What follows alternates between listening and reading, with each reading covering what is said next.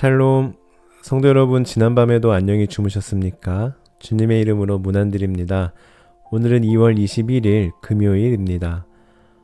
우리 담임 목사님께서 주일에 안내해 주셨듯이 고 최태건 집사님께서 지난 수요일에 하나님의 부르심을 받으셨고 장례는 내일 토요일 오전 10시에 치를 예정인데요. 유족의 요청에 따라 가족장으로 치를 예정이지만 이를 위해서 기도해 주시면 감사하겠습니다.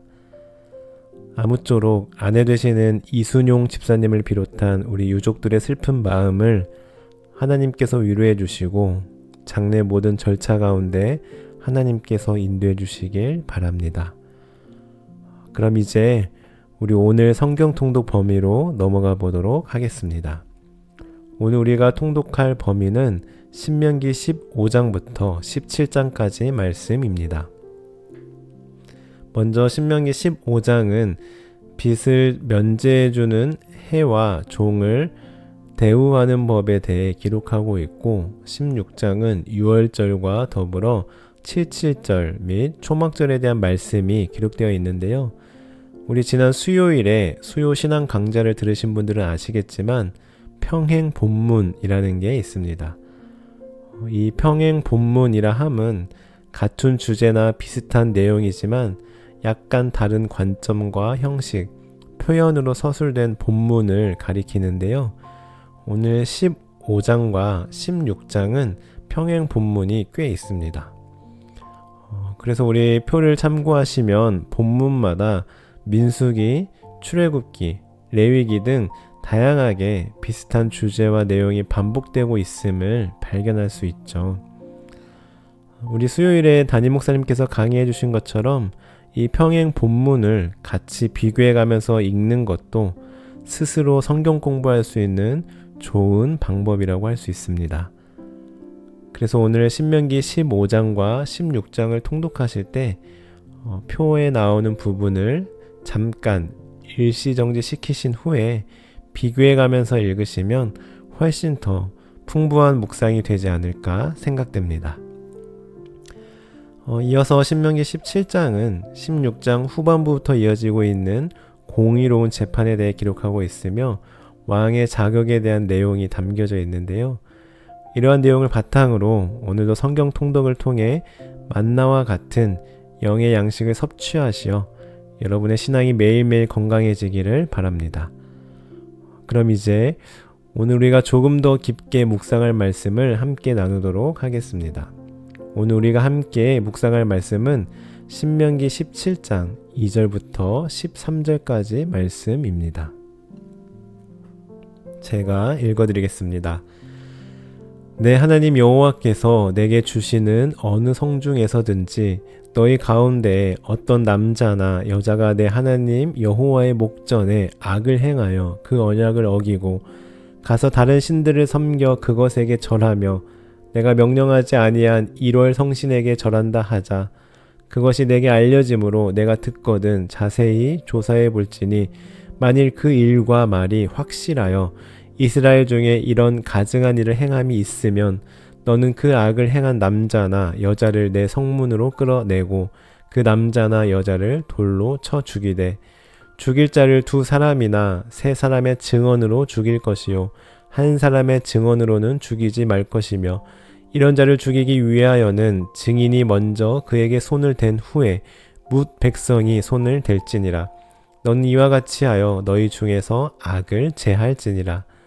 내 성중에서 서로 피를 흘렸거나 다투었거나 구타하였거나 서로 간에 고소하여 내가 판결하기 어려운 일이 생기거든 너는 일어나 내 하나님 여호와께서 택하실 곳으로 올라가서 레위 사람 제사장과 당시 재판자에게 나아가서 물으라.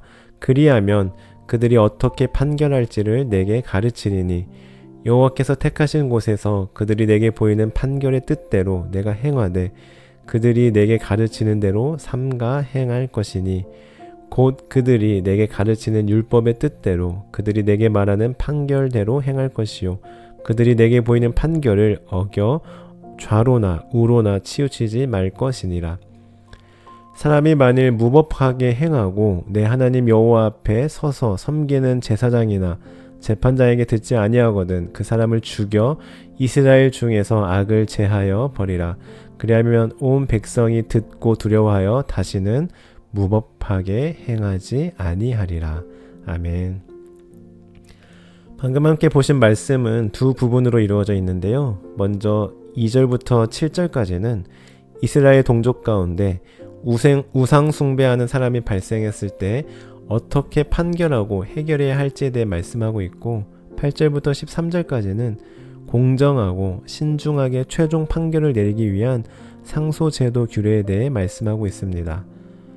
우리 먼저 2절부터 7절까지 기록된 말씀을 보시면 방금 전 설명드린 대로 이 부분은 공동체 안에 우상 숭배자가 생겼을 때 어떻게 해야 하는지 그 과정에 대해 기록하고 있는데요. 먼저 우상 숭배에 관한 소문이 있으면 그것을 자세히 조사해야 합니다. 그리고 그 다음에는 우상 숭배가 밝혀지면 성문으로 끌어내야 합니다. 그리고는 반드시 두세 사람의 증인을 세웁니다. 한 사람으로는 안 됩니다. 마지막으로 증인이 먼저 돌로 치고 이어서 백성들이 다시 돌로 쳐서 우상 숭배한 사람을 사형에 처해야 한다고 기록되어 있는데요. 여기서 우리가 주목해야 할 점은 4절의 내용입니다. 그것이 내게 알려짐으로 내가 듣거든 자세히 조사해 볼지니 만일 그 일과 말이 확실하여 이스라엘 중에 이런 가증한 일을 행함이 있으면. 아멘. 함께 읽으신 것처럼 만약 내가 우상 숭배에 관한 소문, 가령 아무개가 우상 숭배를 하고 있다더라 하는 소문을 들으면 일단은 자세히 조사해 보아야 합니다. 그래서 그 일과 그 말이 소문이 진짜인지 정확하게 알아봐야 한다는 것이죠. 마찬가지입니다. 우리가 꼭 우상 숭배에 관한 소문이 아니더라도 우리는 교회 안에서 어떤 소문이나 어떤 말을 들었을 때 쉽게 판단해서는 안 됩니다. 아직 정확하게 확인되지 않은 일이나 말에 대해서는 함부로 말을 해서는 안 되는 것이죠. 특히 내가 직접 보았거나 당사자를 통해 들은 것이 아니라면 우리는 신중해야 합니다. 정확하지 않은 일에 대해 들은 말을 쉽게 전달하거나, 아니 더 나아가 거기에 내 생각과 내 추측을 덧붙이면서 그것이 기정사실인 것 마냥 말해서는 안 되는 것이죠. 생각해 보십시오. 이때 당시로 적용해 본다면 내가 어디서 들은 말을 확인해 보지도 않고 그냥 아무 생각 없이 쉽게 내뱉었다가는 그로 인해 누군가는 돌에 맞아 죽게 되는 최악의 상황이 발생할 수도 있는 겁니다. 따라서 우리는 늘 우리의 언어를, 우리의 말을 돌아보며 말을 조심해야 하고요.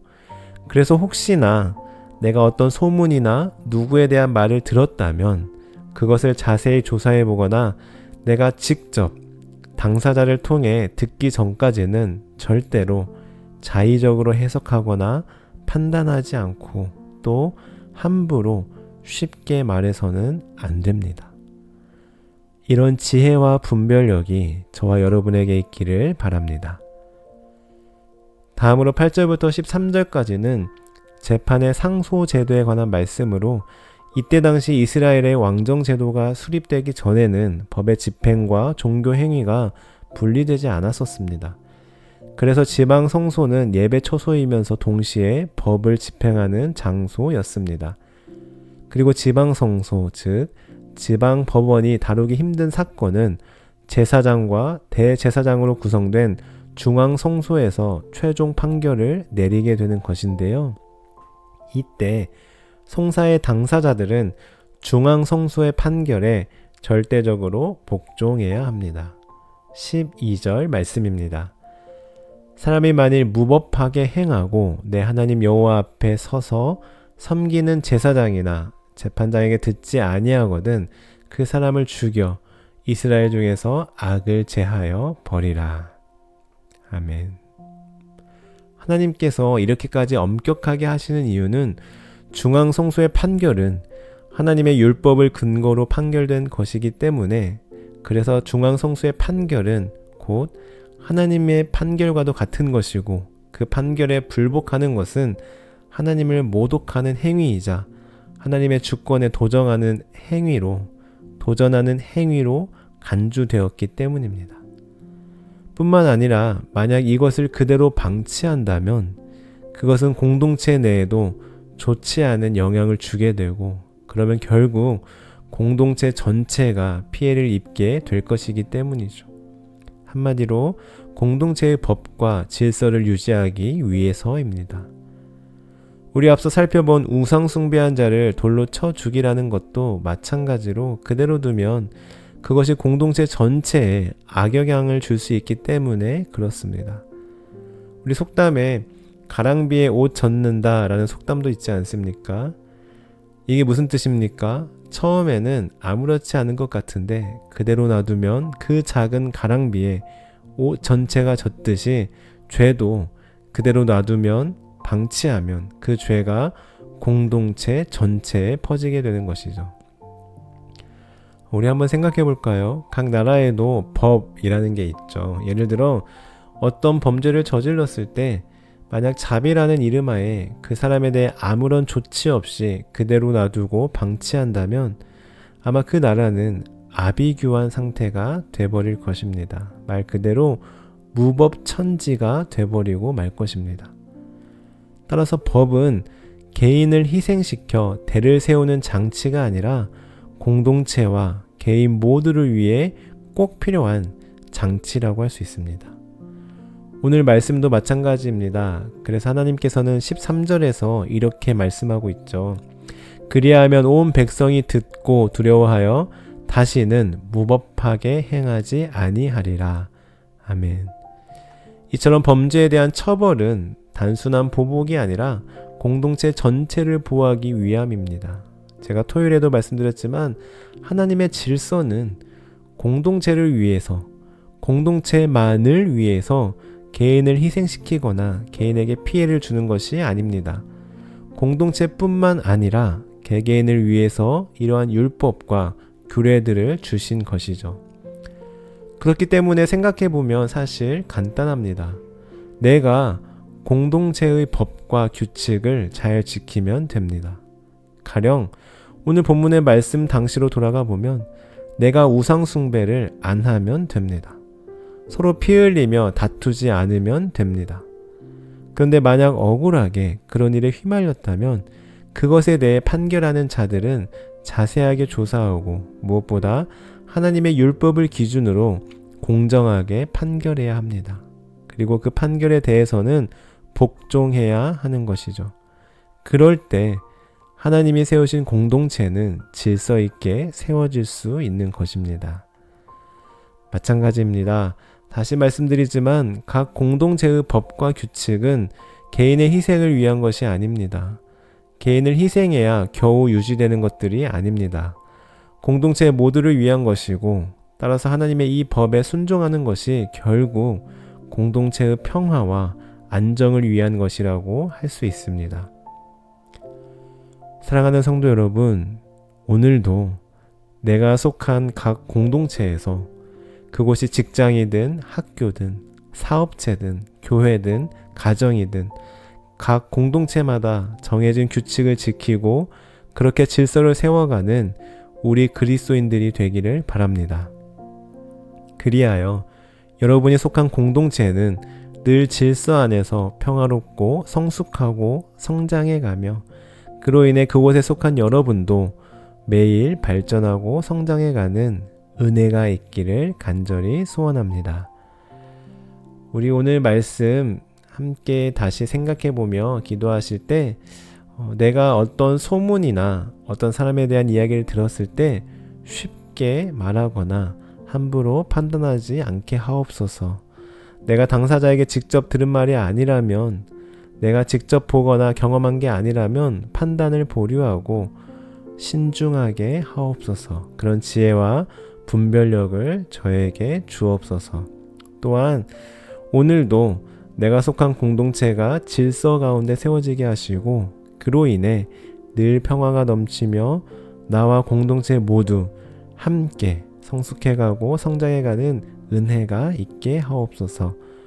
이러한 기도 제목을 놓고 또한 우리 고 최태건 집사님의 장례 절차와 유가족들을 위해서 함께 기도하시면서 오늘 하루를 시작할 수 있기를 바랍니다. 기도하시겠습니다.